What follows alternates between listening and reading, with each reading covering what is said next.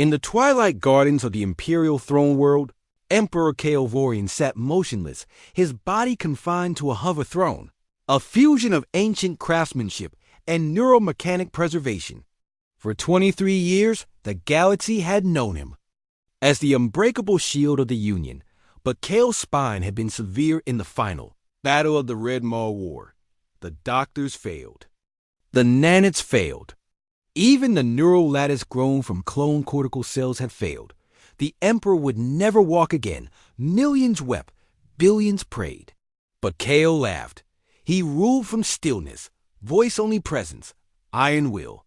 To some, he became a symbol of stoic endurance. To others, a tragic fossil. But none dared challenge him until a girl from Terra came with a tin box and a claim that changed everything. Her name was Sarah Lynn, a Terran orphan raised in the slums of New Lagos. She wasn't a scientist, diplomat, or priest. She wasn't even a citizen of the core worlds. But she carried in her backpack what she called the leftovers of a miracle, scraps from a Terran biotech experiment shut down after one successful trial. Leftovers? Kael asked with a smirk, as she stood alone before the Imperial Court. Of 12,000 delegates and 13 eyes. Yes, Your Radiance, she replied, unshaken. Leftovers from Project Regrow. Kael laughed loud, raw, almost bitter. That Terran hoax? They tried to regrow spinal cords using stem-web fungi and carbon chiral microfibers. Ended in lawsuits and one miracle case likely staged. All the data was seized. The founders disappeared. That's your offering? Sarah nodded. They disappeared because it worked. The silence that followed was colder than the void between stars. The Empress AI clicked in binary confusion. The courtiers whispered. The Galactic Medical Guild threatened prosecution for quackery, but the Emperor didn't order her removed. Instead, he asked her to explain. So she did. She told the tale how a child named Tomas, hit by a drone truck in old Mexico, was given the regrow solution as a final experiment.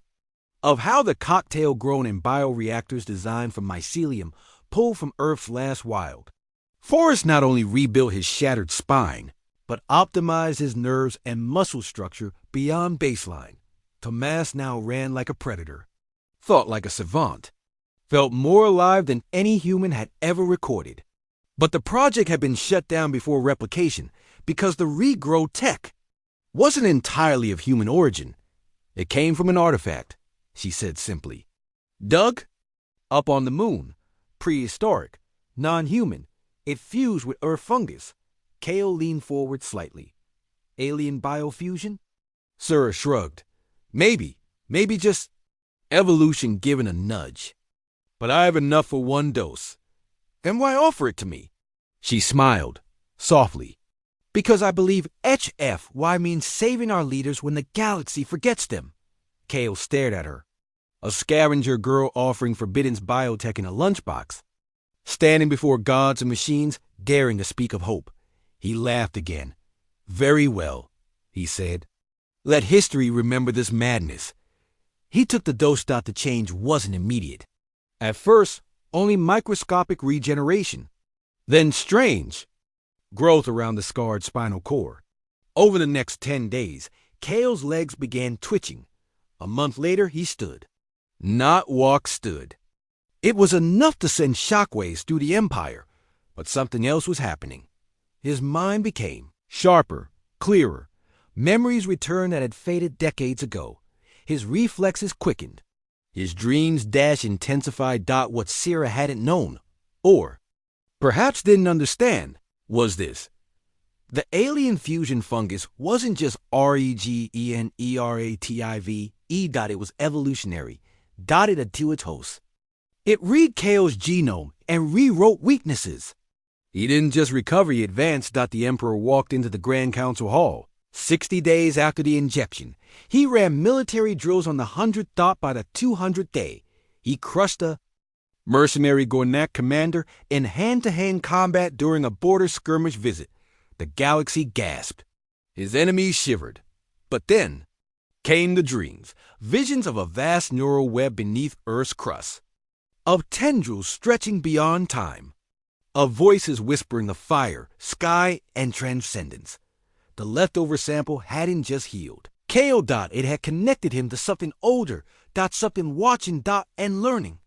He summoned Sarah again. You knew. This would happen, he accused, though there was no anger in his voice. She looked older now, sharper. Had she changed too? No, she admitted. But I hoped. Why? Because we're humans, she said. And we're not just survivors. We're starbreakers. We take what others leave behind and we become more. Kale studied her. You think this was our destiny? I think, she said. The universe left pieces of the puzzle everywhere.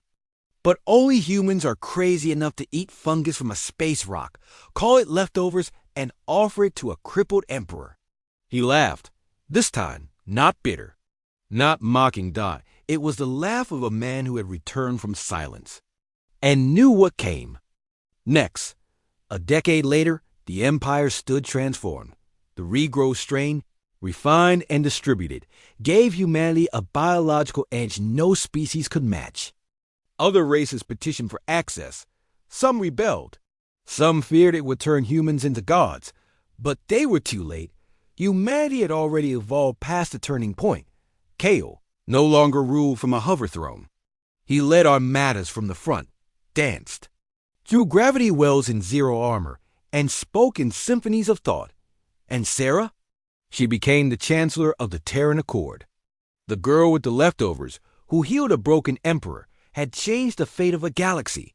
Her name would be written in stars. And the alien voices beneath Earth?